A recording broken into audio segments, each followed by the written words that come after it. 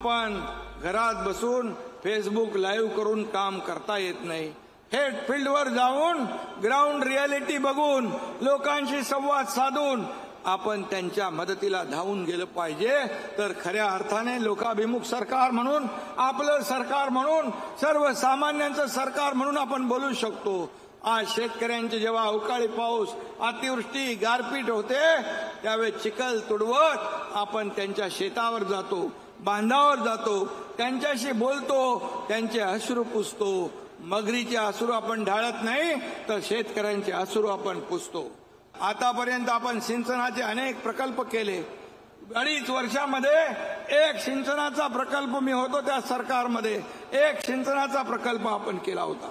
पण या आपल्या महायुतीच्या सरकारमध्ये 121 सिंचनाचे प्रकल्प केले। 12 लाख हेक्टर जमीन ओलिताखाली येणार आहे। आपली सुखदुःख ऐकून घेणारं सरकार, आपल्याशी संवाद साधणारं सरकार आणि प्रत्येक सेक्टरमध्ये नंबर 1 मिळवणारं सरकार या राज्यामध्ये काम करतंय। आणि म्हणूनच मी आपल्या सगळ्यांना मनापासून धन्यवाद देतो आणि एवढंच सांगतो, आम्ही करत नाही कारभार बसून आपल्या घरात। हे जनता जनार्दनाचं शासन आले जनतेच्या दारात आणि म्हणून हे जनतेच्या दारातलं सरकार आहे। सर्वसामान्यांच्या जीवनामध्ये बदल घडवणारं सरकार आहे।